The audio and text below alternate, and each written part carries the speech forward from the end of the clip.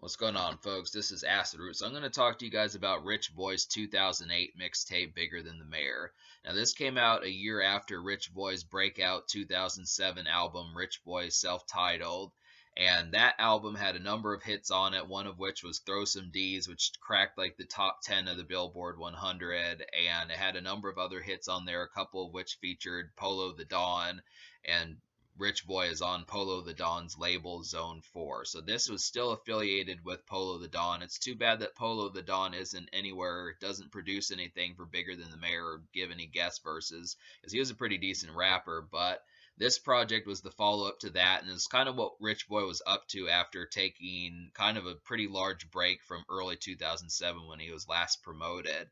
Thing about it was I kind of wondered what happened with Rich Boy. I messed with this project way back in 2008, but I only remember like one song off of it, and I kind of said, "Hey, what happened to it?" But there's just not an overabundance of information about this mixtape. And I kind of think that that's like the concept about it is just trying to say there's not an overabundance of information about Bigger Than the Mayor, and really even on Dat Piff, there's no real information as far as knowing which songs have features and that type of stuff. Like Trey the Truth is on this project, Shoddy Low is on this project, Rocco from I'ma Do Me fame is on here, Gucci Mane's on here a couple times. So there's a number of guests, but Dat Piff doesn't go to the trouble of listing who the features actually are, and there's just not an overabundance of information. I think possibly the reason why is just because Rich Boy was kind of seen as a one-hit wonder, and this is to me this is one of his most noteworthy releases apart from that album. But the problem with it is it's so off to the wayside where most people think, well, I haven't heard anything from Rich Boy since Throw Some D's. That's kind of the concept. I just wonder how many people checked for this project a year and a half later, and that's kind of the concept. But this was the next thing that he did after Rich Boy from 2007,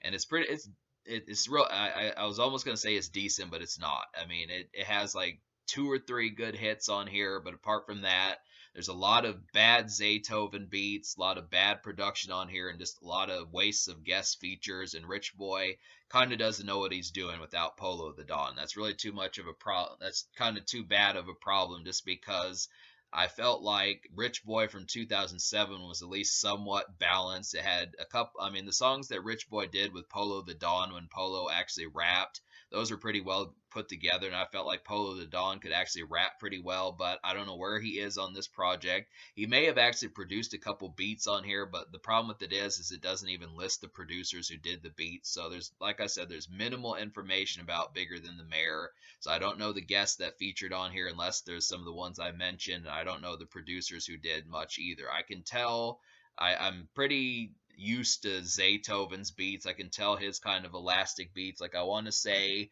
that he produced like Miss Pac-Man and Poed Up, but I don't know who the rest of the producers were on this album. Like I feel, or this mixtape, I feel like Wrist Out the Window probably has the best beat on this whole project, but I don't know who produced it. That one really felt like Southern Fried, felt like something you'd hear out of UGK, to something that really kind of has like a nice menacing kind of crawl to it. It just was an excellent song. But I'll go ahead and list the three songs out of 12 that were worth investing in. There might actually be another song also, but I guess like that Piff's version of the mixtape didn't include.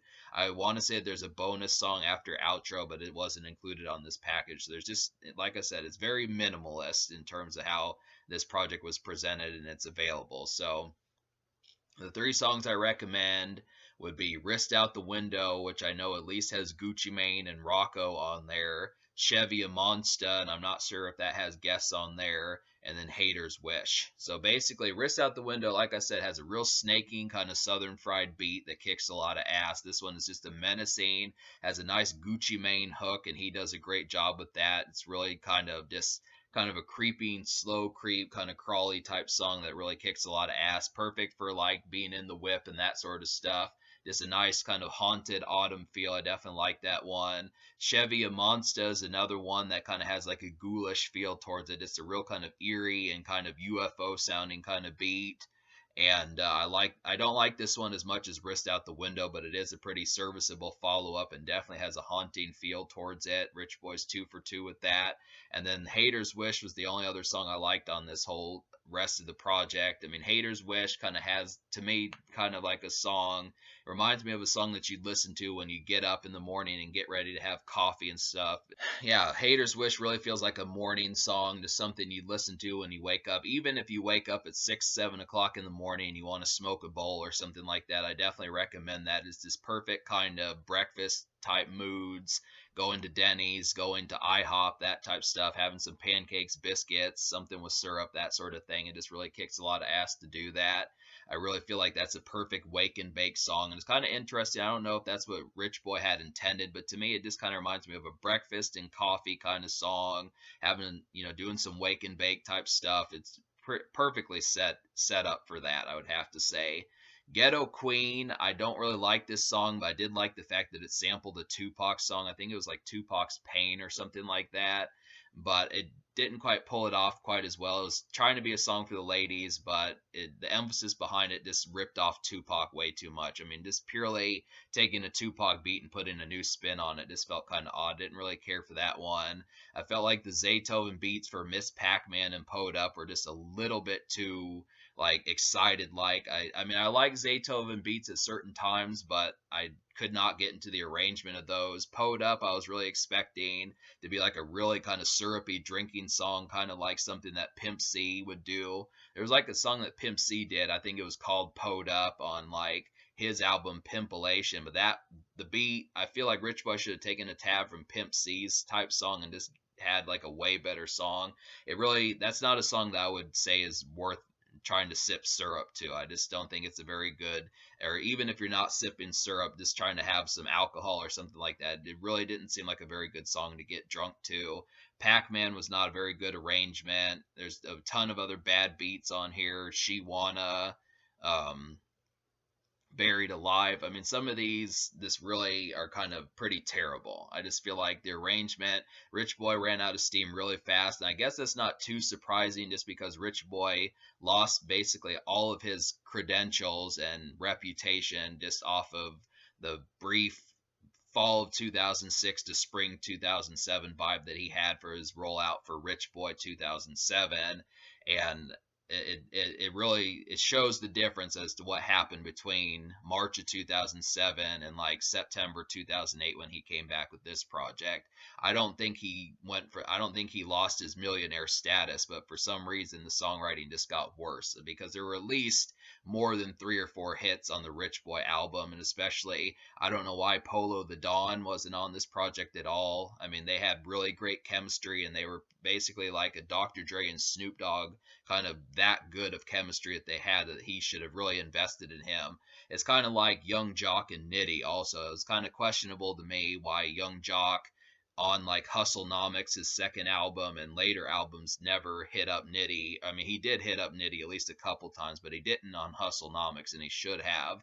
And it's kind of the thing here. This was his next project after his 2007 breakout, and he didn't hit up Polow da Don, and that's kind of disappointing because that was about the only real strength that he had apart from just like his southern drawl and that type of stuff. I mean, he could rap, and I don't remember Rich Boy 2007 too well, but I want to say it had some boilers on there. But he really needed Polow da Don, and most of these songs just feel like cruddy versions of just like southern songs that don't really have any distinction, edge, or affability towards them, and they just kind of feel like a waste of time for the most part. Even if he does have the budget to get some Zaytoven beats, they don't jump off the page, and ripping off Tupac blatantly doesn't turn it into a very good song, and there's just a lot of wasted opportunities on here that just really drag down the energy.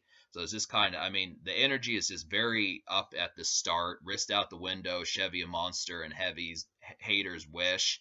Those are the best moments, but even having Gucci Mane and like some of these other folks, it just doesn't really help that much. I mean, he has the budget. I'll say to this that Rich Boy has the budget, but it's either a combination of him not being able to find good beats, or it's a combination of him not being able to find good beats or not having the budget to get better beats. It's one of the two, and it's just kind of the concept behind it. These are just poorly constructed songs that just don't have any edge to them. That's kind of the concept. So me liking basically 3 songs out of 12, or if you want to count the intro and outro, 3 songs out of 14. I would just say I'm going to give this album a 2.5 out of 10, or this mixtape. That's about all I can really muster to give this project is just a 2.5 out of 10. I mean, Wrist Out the Window is definitely really fly, and so is Chevy Amonsta. Those are the two biggest Liddy moments intended for like a weekend kind of vibey setting, but it just does not carry the energy. I think Rich Boy needed at least 3 or 4 other songs like Wrist Out the Window. So it's just that one was kind of lightning in a bottle, and then he kind of got a second fall. He briefly followed it up with Chevy Amonsta, but there's just no other energy that kind of converts to that like those two songs. And Hater's Wish is like a nice wake and bake song. That's the only other song, in my opinion, that this project has to offer. So that's this kind of thing. The social score, I will give like a 2 out of 10, just because it just doesn't have a lot of appeal in terms of that. I feel like 2 songs, maybe 3 if you're in a morning setting, but 2 songs out of 12 is pretty poor to be able to say that that's got a lot to offer. I mean, they're definitely kind of litty. I feel like, at least in terms of energy and gravity towards it, I could listen to this in certain night settings, but it just, it's so quick. Most people are going to be like, who the hell is Rich Boy? And it's so short lived. And that's kind of the concept. I mean, if he had 3 or 4 or 5 more hits on here, it'd be like, hey, check out this Rich Boy project. But most people would probably be like, Rich who? Rich Boy what? What are you talking about? And even if they did, it's like, yeah, I know Throw Some D's, but most people would say apart from Throw Some D's, the guy's basically a one-hit wonder. But I mean, this proves that he can at least do further good songs, but still is very limited. So that's kind of the concept. In terms of the future, Rich Boy has put out other mixtapes, but I at least wanted to cover this one, and maybe eventually I'll cover Rich Boy 2007. But that's kind of the concept there.